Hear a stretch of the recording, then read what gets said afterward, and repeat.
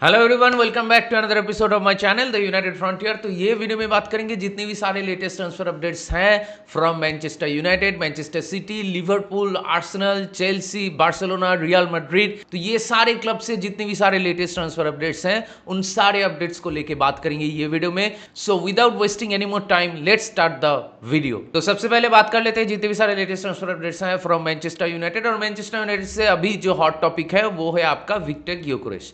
तो देखिए, Viktor Gyokeres को लेके जो लेटेस्ट न्यूज़ है वो वही सिमिलर सी न्यूज़ है जो बहुत दिन से सोशल मीडिया में चल रहा है, लेकिन फिर भी डेविड ऑनस्टीन जैसा कोई क्रेडिबल सोर्स अभी तक इस चीज़ को लेके, इस सागा को लेके कोई भी बातें नहीं किया है।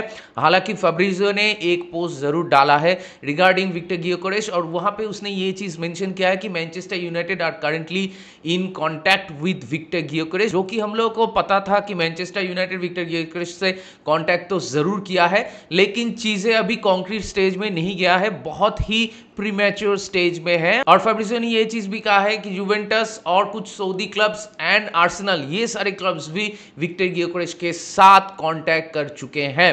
तो जैसे कि सब लोग को मालूम है कि मैनचेस्टर यूनाइटेड के लिए ये डील बहुत ही डिफिकल्ट डील है टू पुल ऑफ, और कुछ कुछ रिपोर्ट्स ऐसे भी आ रहे हैं कि स्पोर्टिंग का जो प्राइस रेंज था फॉर विक्टर ग्योकेरेस वो था आपका 50 टू 55 मिलियन यूरो के आसपास, लेकिन स्पोर्टिंग शायद उसको 60 टू 65 मिलियन पाउंड्स के नीचे नहीं बेचेंगे। तो ऐसे भी कुछ कुछ रिपोर्ट्स आ रहे हैं, लेकिन ये सारे रिपोर्ट्स को आप सही पकड़ के भी नहीं चल सकते और बिल्कुल से इग्नोर भी नहीं कर सकते। हो सकता है कि कुछ कुछ चीजें इनमें से सच हो, और हो भी सकता है कि बहुत सारी चीजें सिर्फ रूमर्स ही हो। तो एक्चुअली में क्या है वो तो ओनली टाइम विल टेल, लेकिन एक चीज जो मैं मेरे पिछले वाले वीडियो में ऑलरेडी एक्सप्लेन कर चुका हूं रिगार्डिंग विक्टर ग्योकेरेस, वो ये कि विक्टर ग्योकेरेस वाला deal is very difficult to pull off, क्योंकि हेवी मनी इन्वॉल्व है। अभी एम्बिमो एंड माथेस कुनिया ये दोनों डील हो जाने के बाद we have to focus on outgoings. तो आउटगोइंग्स अगर नहीं होता तो हम लोग पैसा जनरेट नहीं कर पाएंगे, क्योंकि 60 टू 65 मिलियन पाउंड्स जो भी प्राइस रेंज हो वो तो हम लोग इंस्टॉलमेंट में देंगे, लेकिन अपफ्रंट तो आपको कुछ पे करना होगा। लेकिन वो अपफ्रंट पेमेंट को सिक्योर करने के लिए भी we have to focus on outgoing first. तो अभी जैसे कि मैं एक्सपेक्ट कर रहा हूं कि ये सागा अगर चलता है तो ये थोड़ा लंबा खींचेगा, क्योंकि अभी बहुत सारे आउटगोइंग्स हम लोग को करना है। वो सारे आउटगोइंग्स होने के बाद ही हम लोग विक्टर ग्योकेरेस जैसा कोई प्लेयर के पीछे जा पाएंगे। अदरवाइज विक्टर ग्योकेरेस जैसे प्लेयर को खरीद पाना हम लोग के लिए ये ट्रांसफर विंडो में बहुत ही मुश्किल हो सकता है। तो स्पीकिंग ऑफ आउटगोइंग्स, मैनचेस्टर यूनाइटेड से अभी 10 प्लेयर्स जो कि फ्री एजेंट हो चुके थे वो लोग अभी चले गए हैं, जिनमें सबसे ऊपर जो 3 नाम आते हैं उनका सैलरी ज्यादा है कंपेयर टू अदर्स। उनमें सबसे पहला जो नाम है वो है आपका क्रिश्चियन एरिक्सन, जिसका 150K पर वीक का सैलरी था। दूसरे नंबर पे है आपका विक्टर लिंडेलॉफ, जिनका 120K पर वीक का सैलरी था। उसके बाद जॉन इवंस, जिसका 67K पर वीक का सैलरी था। तो ये तीनों प्लेयर चले जाने के बाद अभी मैनचेस्टर यूनाइटेड से जो वेज बिल क्लियर हो चुका है वो सिग्निफिकेंटली सिर्फ ये तीनों प्लेयर के लिए ही क्लियर हो चुका है, 335K पर वीक वेज बिल। इसका मतलब है 15 मिलियन पाउंड्स पर मंथ, जो कि एक बड़ा अमाउंट है। तो अभी गोइंग ऑनवर्ड्स हम लोग को ये 15 मिलियन पाउंड्स मंथली नहीं देना पड़ेगा, तो ये पैसा को हम लोग दूसरे प्लेयर्स में इन्वेस्ट कर पाएंगे। अभी यही देखने वाली बात होगी कि अलेहांद्रो गार्नाचो, राशफोर्ड, जिनको लेके बहुत सारे न्यूज़ेस आ रहे हैं, हालांकि कोई भी क्रेडिबल सोर्सेज से अभी भी ये सारे प्लेयर्स को लेकर रिपोर्ट्स नहीं आया है। मतलब फैब्रिजियो भी वही एक चीज बार बार घुमा फिरा के ही कह रहा है कि अलेहांद्रो गार्नाचो के लिए इंग्लिश में league clubs like Chelsea, Aston villa, ये सारे क्लब्स इंटरेस्टेड है, और दूसरी तरफ नेपोली और कुछ इटालियन क्लब्स भी इंटरेस्टेड है, और दूसरी तरफ जर्मनी से बायर लेवरकुसेन भी इंटरेस्टेड है। तो यही सेम न्यूज़ बहुत दिन से सोशल मीडिया में चल रहा है। सभी को मालूम है कि फैब्रिजियो एग्रीगेटर है, तो सिमिलर सी चीजों को ही थोड़ा घुमा फिरा के फिर से वो पोस्ट डाल देता है। अगर हम लोग गार्नाचो को बेचते हैं तो गार्नाचो को बाहर ही बेचना चाहिए, आउटसाइड इंग्लैंड। कि जब एक यंग प्लेयर को आप सेल करते हो जिसका फ्यूचर एस्पेक्ट है, पोटेंशियल है, तो उसको आप डायरेक्ट राइवल में मत बेचो। लेकिन यहाँ पे थोड़ा कॉम्प्लिकेशन भी है, क्योंकि आउटसाइड इंग्लैंड जितने भी सारे क्लब्स हैं वो अगर अलेहांद्रो गार्नाचो का जो वैल्यूएशन है, जो हम लोग वैल्यूएशन सेट किए हैं अराउंड 50 मिलियन पाउंड्स, वो अगर मैच नहीं करते, इंग्लिश प्रीमियर लीग से अगर कोई क्लब वो वैल्यूएशन को मैच कर देते, तो इन दैट केस हो सकता है कि हम लोग अगर डायरेक्ट राइवल भी हो फिर भी अलेहांद्रो गार्नाचो को बेच देंगे, क्योंकि हम लोग को दूसरे प्लेयर्स के पीछे जाना है ट्रांसफर मार्केट पे। तो अलेहांद्रो गार्नाचो को लेके और कोई लेटेस्ट न्यूज नहीं है रिगार्डिंग दिस। इसके बाद अगर मार्कस राशफोर्ड को लेके बात करें तो मार्कस राशफोर्ड को लेके भी वही सिमिलर सी चीजें फैब्रिजियो पोस्ट कर रहा है, या फिर दूसरे जितने भी सारे एग्रीगेटर्स हैं वो भी वही सिमिलर सी चीजें पोस्ट किए जा रहे हैं कि बार्सिलोना स्टिल इंटरेस्टेड और मार्कस राशफोर्ड पे कट लेने के लिए राजी है। तो ये दोनों आउटगोइंग्स को लेके भी अभी तक कोई कंक्रीट न्यूज या फिर कोई लेटेस्ट अपडेट नहीं है। और इसके साथ दूसरे जितने भी सारे प्लेयर्स को हम लोग बेचना चाहते हैं, लाइक एल्टनी के साथ भी बहुत सारे लोग बायर लेवरकुसन का नाम जोड़ रहे हैं। रियल बेटिस तो एंटनी के लिए नहीं आएगा, और दूसरी तरफ सैंचो के लिए फिर से डॉर्टमुंड का नाम आ रहा है कि फिर से लोन स्पेल में सैंचो जाएगा। तो as I said earlier in my previous video also कि सैंचो को हम लोग कहीं पर नहीं बेच पाएंगे। उसका प्लान यही है कि हम लोग लोन स्पेल में उसको भेजे और वो बंदा ऐसे लोन स्पेल में खेलते हुए अपना जो कॉन्ट्रैक्ट है, बचा हुआ जो कॉन्ट्रैक्ट है, उसको रन डाउन कर दे और उसको वही सैलरी मिलता रहे। तो यही उसका प्लान है। तो इसीलिए सैंचो को तो हम लोग नहीं बेच पाएंगे, ऐसा ही मेरा मानना है। दूसरे जितने भी सारे प्लेयर्स हैं, Malacia, Luke Shaw, Andre Onana, Hojlund, ये सारे प्लेयर्स से क्या हम लोग मूव ऑन करेंगे वही देखने वाली बात होगी, क्योंकि हॉयलैंड को लेके भी बहुत सारे नाम आ रहे हैं। मतलब बहुत सारे Italian club, specially Inter Milan का नाम जोड़ा जा रहा है। हॉयलैंड को अगर हम लोग इटाली में भेजेंगे, स्पेशली इंटर मिलान को, वो लोग चाहेगा कि पहले एक लोन के लिए जाए, उसके बाद ऑब्लिगेशन टू बाय या ऑप्शन टू बाय। तो I as a Manchester United fan, first of all I do not want to sell Hojlund to generate fund. अगर दूसरे प्लेयर्स को सेल करके हम लोग फंड जनरेट कर पाते हैं और उस फंड से हम लोग विक्टर गियोकोरेश के पीछे जा पाएंगे, तो मेरे लिए that will be the best case scenario for us. लेकिन अगर सिचुएशन खराब होता है हम लोगों के लिए और मैनेजमेंट एंड मैनेजर ये दोनों ही हॉयलैंड को बेचना चाहते हैं, तो इन दैट केस हॉयलैंड को हम लोग बेचेंगे ही। तो इन दैट केस हम लोग को ये देखना होगा कि हॉयलैंड को बेच के हम लोग कितना पैसा जनरेट कर पाएंगे।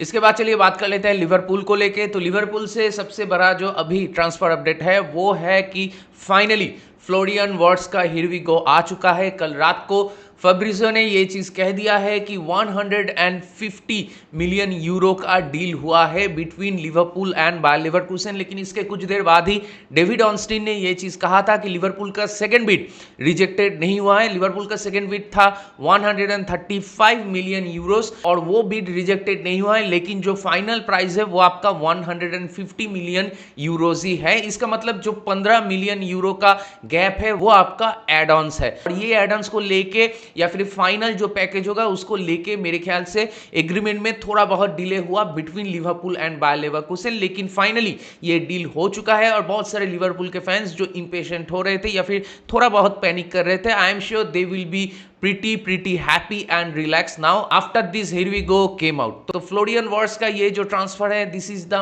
Most expensive transfer in the history of English Premier League. तो इसका मेरे ख्याल से दो एस्पेक्ट है। एक एस्पेक्ट कि देखो ये प्लेयर का जो गोल एंड असिस्ट का कंट्रीब्यूशन है, it is 129 goals and assist in 197 matches. तो obviously a transfer will take a lot of money, especially अगर आप इंग्लैंड के क्लब हो तो आप को ज्यादा पैसा पे करना होता है इन सम केसेस।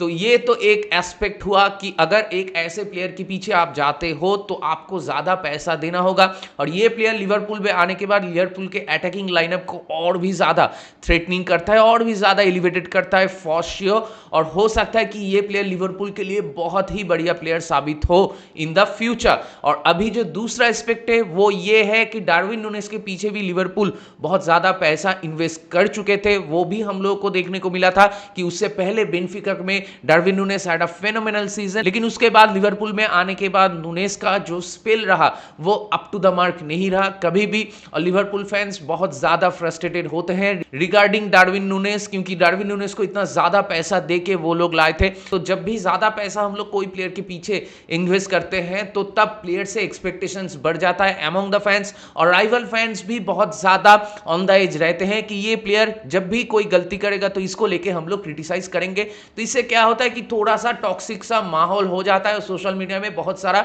चिल्लम चिल्ली चलता रहता है। तो यही था इसका दूसरा एस्पेक्ट। अगर डार्विन नूनेस के जैसा ये प्लेयर पहले सीजन में अच्छा नहीं कर पाया, या फिर एक प्लेयर नया लीग में आने के बाद उसको सेटल इन करने में, एक नया एनवायरनमेंट में सेटल इन करने में थोड़ा बहुत वक्त लगता है, और इंग्लिश प्रीमियर लीग का जो कॉम्पिटिटिवनेस है, इंग्लिश प्रीमियर लीग जो क्वालिटी डिमांड करता है वो बहुत हाई है। तो हो ही सकता है कि नया टीम नया एनवायरनमेंट में आने के बाद बाद, नया लीग में आने के बाद उसको सेटल इन होने में थोड़ा सा टाइम लगे, जो कि एकदम सही है। इसलिए उसको खामखा इतना ज्यादा क्रिटिसाइज करने का भी कोई जगह नहीं है अगर वो बंदा थोड़ा बहुत टाइम लेता है। Among the Liverpool fans I know expectations will be very very high for him, लेकिन मेरे ख्याल से अगर पहला सीजन उसका अप टू द मार्क या फिर आप लोगों का जो एक्सपेक्टेशन है वो एक्सपेक्टेशन अगर मैच नहीं होता तो फिर भी आपको इस प्लेयर को बैक करना चाहिए, क्योंकि इस प्लेयर का पोटेंशियल है to become one of the great players for Liverpool in the future. तो फ्लोरियन वर्ड्स वाला ये डील बहुत जल्दी ही खत्म हो जाएगा, मेडिकल वगैरह हो जाएगा और उसके बाद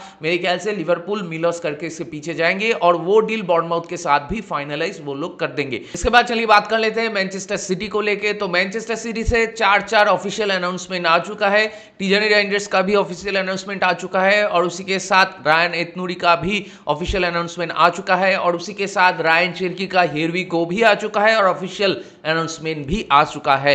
और इसके साथ मैनचेस्टर सिटी और एक बैकअप गोलकीपर खरीद लिया है फ्रॉम चेल्सी, जिसका नाम है मार्कस बेतिनेल्ली। तो मार्कस बेतिनेल्ली एग्जैक्टली कैसे प्लेयर है वो मुझे नहीं मालूम, अभी भी उसका गेम देखना पड़ेगा, लेकिन मैनचेस्टर सिटी कल एक दिन में ये चार ऑफिशियल अनाउंसमेंट कर चुके हैं।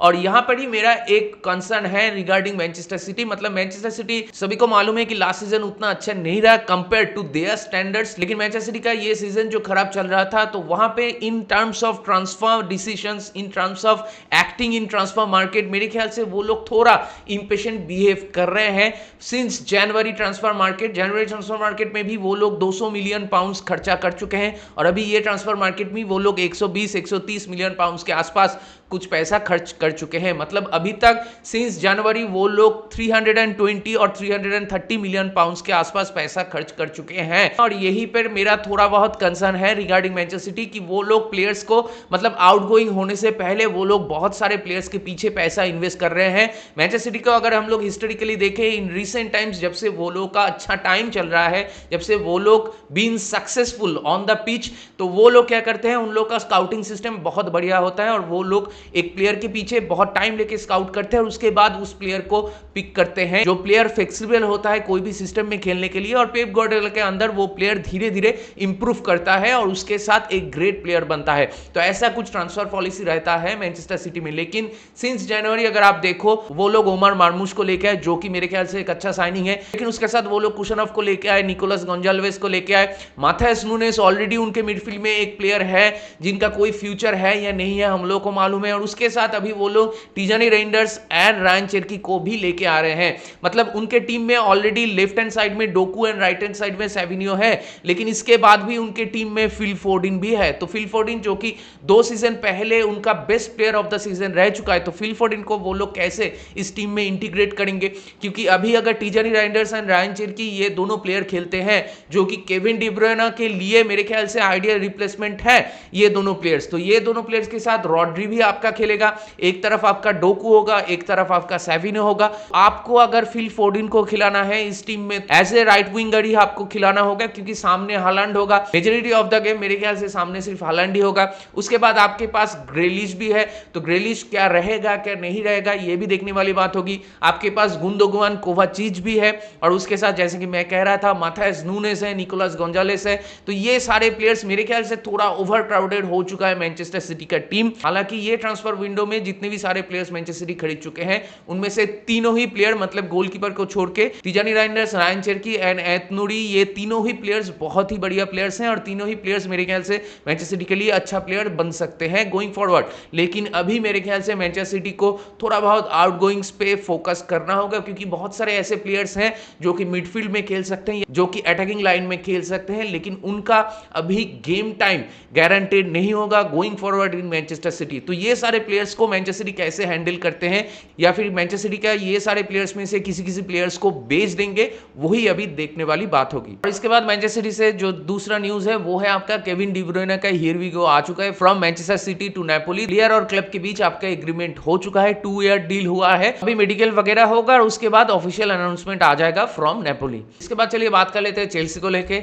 तो चेल्सी से यही न्यूज आ रहा है, चेल्सी जेमी गिटेंस के पीछे जा रहे हैं जो कि बोरुसिया डॉर्टमुंड में खेलते हैं। चेल्सी चाह रहे थे कि before the deadline, before the club world cup वो लोग जेमी गिटेंस को सिक्योर कर ले, क्योंकि कल 10 जून को ट्रांसफर डेडलाइन डे था और अभी ट्रांसफर मार्केट फिर से ओपन होगा आपका 16 जून। अभी क्लब वर्ल्ड कप शुरू होने वाला है। चेल्सी चाह रहा था कि before the club world cup starts वो लोग जेमी गिटेंस वाला साइनिंग को सिक्योर कर ले, लेकिन बोरुसिया डॉर्टमुंड उनका पहला जो बिड है उसको रिजेक्ट कर दिया है कि जो कि आपका 50 मिलियन यूरो के आसपास था।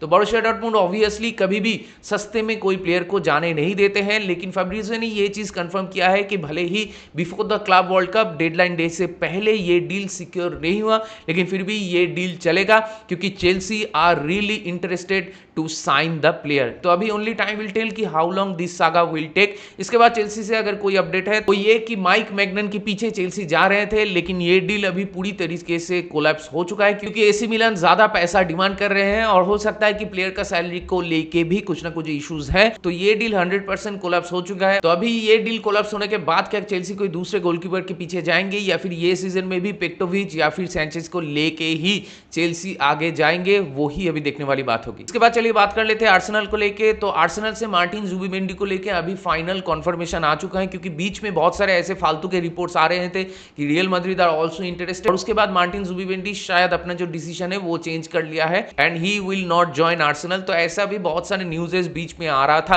क्योंकि सिमिलर सी चीजें लिवरपूल के साथ मार्टिन जुबिमेंडी एक बार कर चुके हैं। तो कुछ आर्सेनल फैंस थोड़ा बहुत पैनिक कर रहे थे, लेकिन फैब्रिज़ियो ने ये चीज कंफर्म कर दिया है और दूसरी तरफ बहुत सारे क्रेडिबल सोर्सेस ने भी ये चीज कंफर्म कर दिया है मार्टिन जुबिमेंडी का जो एग्रीमेंट है आर्सेनल के साथ it will not collapse. Martin Zubimendi is ready to join Arsenal in a long term basis. तो ये डील 100% होगा and Martin Zubimendi will become the first signing of Arsenal in this summer. तो Arsenal के fans मेरे ख्याल से ये news आने के बाद से थोड़ा बहुत रिलैक्स कर सकते हैं, लेकिन आर्सेनल के फैंस को अगर कुछ चीज को लेके सोचना है तो वो मेरे ख्याल से यही होगा कि आर्सेनल कौन से स्ट्राइकर के पीछे जाएंगे, क्योंकि बेंजामिन शेशको को लेके जितनी भी सारे न्यूज आ रहे थे वो अभी थोड़ा बहुत ड्राइड अप हो चुका है, और दूसरी तरफ बेंजामिन शेशको के लिए उनको कितना पैसा देना होगा ये भी देखने वाली बात है, और दूसरी तरफ विक्टर ग्योकेरेस के साथ भी आर्सेनल का लिंक्स थोड़ा बहुत ड्राइड अप हो रहा है। तो आर्सेनल अभी ये समर ट्रांसफर में कौन सा स्ट्राइकर को ला पाएंगे यही मेरे ख्याल से सबसे बड़ा क्वेश्चन है अमंग दी आर्सेनल फैंस। तो only time will tell what will happen. इसके बाद चलिए बात कर लेते हैं रियल मैड्रिड को लेके। तो रियल मैड्रिड से डीन हाउसन को लेके ऑफिशियल अनाउंसमेंट आ चुका है और डीन हाउसन अभी रियल मैड्रिड के लिए क्लब वर्ल्ड कप में पार्टिसिपेट कर पाएगा। और इसके बाद अगर कोई न्यूज़ है रियल मैड्रिड से तो वो ये कि फ्रैंको मास्टेंटुओनो जो रियल मैड्रिड में ज्वाइन करेंगे वो क्लब वर्ल्ड कप खेलेंगे रिवर प्लेट के लिए। Once club world cup is concluded उसके बाद वो रियल मैड्रिड में ज्वाइन करेंगे। तो इसके बाद चलिए बात कर लेते हैं बार्सिलोना को लेके। तो बार्सिलोना से भी एक हिरवी को आ चुका है कि एस्पानियल से हुआन गार्सिया अभी बार्सिलोना ज्वाइन कर चुके हैं। डील एग्रीमेंट हो चुका है और अभी एस्पानियल के साथ फाइनल पेमेंट स्ट्रक्चर डिसाइडेड होगा। हुआन गार्सिया का एक रिलीज क्लॉज है तो मेरे ख्याल से उसको लेके ही बातें होगा कि कैसे ये रिलीज क्लॉज को पे किया जाएगा। और हुआन गार्सिया मेरे ख्याल से 5 साल का एक डील साइन कर रहा है एट बार्सिलोना। तो इसको छोड़ के बार्सिलोना से अभी दूसरा कोई अपडेट नहीं है। बहुत सारे र्यूमर्स तो आ रहे हैं रिगार्डिंग मार्कस राशफोर्ड और कुछ सोर्सेस तो राफाएल लियाओ या फिर निको विलियम्स का नाम भी जोड़ रहे हैं, लेकिन only time will tell what will happen. और उसके बाद चलिए बात कर लेते हैं जितनी भी सारे अदर ट्रांसफर अपडेट्स हैं उनको लेके। इसमें पहला जो अपडेट है वो है आपका पीएसजी से।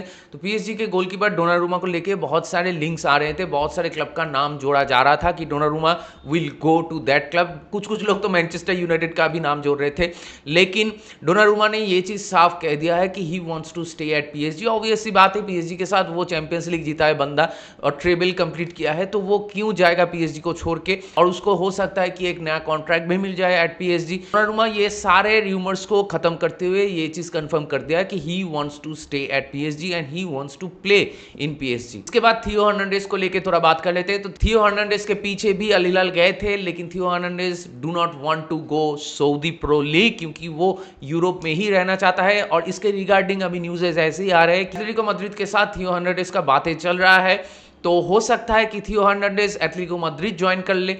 तो अगर ऐसा होता है तो मेरे ख्याल से एटलेटिको मैड्रिड के लिए अच्छा होगा, क्योंकि he is a very good left back और उसके साथ उसका ऑफेंसिव प्ले भी बहुत ही बढ़िया है। हाँ, थोड़ा बहुत एज हुआ है, लेकिन फिर भी एटलेटिको मैड्रिड में मेरे ख्याल से ही will be a perfect fit for them. तो अभी यही देखने वाली बात होगी कि क्या थियो हर्नांडेज एटलेटिको मैड्रिड ज्वाइन करते हैं या फिर कोई दूसरे क्लब में वो ज्वाइन करते हैं, क्योंकि एक चीज तो गारंटीड है कि वो सऊदी प्रो लीग नहीं जाएगा, he will be in the Euro for next season as well. चलिए बात कर लेते हैं विक्टर ओसिमेन को लेके। तो विक्टर ओसिमेन को लेके लास्ट वाले वीडियो में मैंने ये चीज कहा था कि अल हिलाल में उसका जो मूव है वो कोलैप्स हो सकता है, और अभी फाइनली इस चीज में कंफर्मेशन आ चुका है। अल हिलाल का जो डील होने वाला था विद विक्टर ओसिमेन वो एकदम से कोलैप्स हो चुका है और अभी कोई दूसरे क्लब्स नहीं है अपार्ट फ्रॉम गैलाटासराय। तो हो सकता है कि गैलाटासराय में ही विक्टर ओसिमेन रह जाए और गैलाटासराय परमानेंट साइन कर ले विक्टर ओसिमेन को, और कोई दूसरा क्लब विक्टर ओसिमेन के पीछे अभी तक नहीं जा रहा है। तो कोई दूसरा क्लब आएगा कि नहीं आएगा that only time will tell, लेकिन एक बात गारंटीड है, Victor Osimhen will also remain in the Europe for next season. इसके बाद चलिए बात कर लेते हैं लेरोय साने को लेके। तो लेरोय साने का भी बहुत जल्दी एक हियर वी गो आ जाएगा, क्योंकि लेरोय साने के साथ गैलाटासराय का डील ऑलमोस्ट हो चुका है। लेरोय साने के पीछे दूसरे कुछ क्लब्स थे, लेकिन Leroy Sane chose to join Galatasaray, ऐसे ही न्यूज आ रहे हैं। Leroy Sane was a free agent at Bayern Munich. तो कुछ रिपोर्ट्स ऐसे भी आ रहे थे लेरोय साने के पास ऑप्शन है to extend at Bayern Munich, लेकिन अभी ये चीज लग रहा है कि लेरोय साने बायर्न म्यूनिख छोड़ के जाएगा और बायर्न म्यूनिख शायद कोई दूसरा विंगर के पीछे जा सकता है ये ट्रांसफर मार्केट में। इसके बाद चलिए बात कर लेते हैं मैनेजरियल ट्रांसफर को लेके। तो एंज पोस्टेकोग्लू को सैक करने के बाद टॉटेनहम थॉमस फ्रैंक के साथ बातें कर रहा था और थॉमस फ्रैंक को लेके हियर वी गो आ चुका है। Thomas Frank is ready to join Spurs, और अभी स्पर्स ज्वाइन करने के बाद थॉमस फ्रैंक जो चीज ब्रेंटफोर्ड में कर पाए थे, क्या वो चीज स्पर्स में कर पाएंगे? क्योंकि let's not forget next season में स्पर्स का इंग्लिश प्रीमियर लीग के साथ चैंपियंस लीग फुटबॉल भी होगा। तो हम लोग अक्सर देख चुके हैं कि कुछ टीम स्ट्रगल करते हैं इंग्लिश प्रीमियर लीग में जब उनके पास चैंपियंस लीग का फुटबॉल होता है। तो चैंपियंस लीग फुटबॉल को कैसे थॉमस फ्रैंक मैनेज करेंगे along with English Premier League, वही अभी देखने वाली बात होगी। तो लगभग जितने भी सारे लेटेस्ट ट्रांसफर अपडेट्स था at this moment of time, वो सारे अपडेट्स को लेके मैं बात कर चुका ये वीडियो में। तो ये सारे अपडेट्स को लेके आप लोगों का क्या मानना है, आप लोगों का क्या राय है, please do let me know in the comment section. तो दैट बीइंग सेड, इस वीडियो को चलिए यहीं पे रैप अप करते हैं। अगर आप मेरे चैनल में नए हो तो मुझे जरूर सब्सक्राइब कीजिए, इस वीडियो को लाइक कीजिए और शेयर कीजिए अपने दोस्तों के बीच, अपने जान पहचान वालों के बीच जिनको ऐसे वीडियोस देखना पसंद है। तो बहुत जल्दी मिलेंगे अगले वाले वीडियो में, तब तक ख्याल रखिए अपना, take care, goodbye, glory glory Manchester United and keep the red flag high.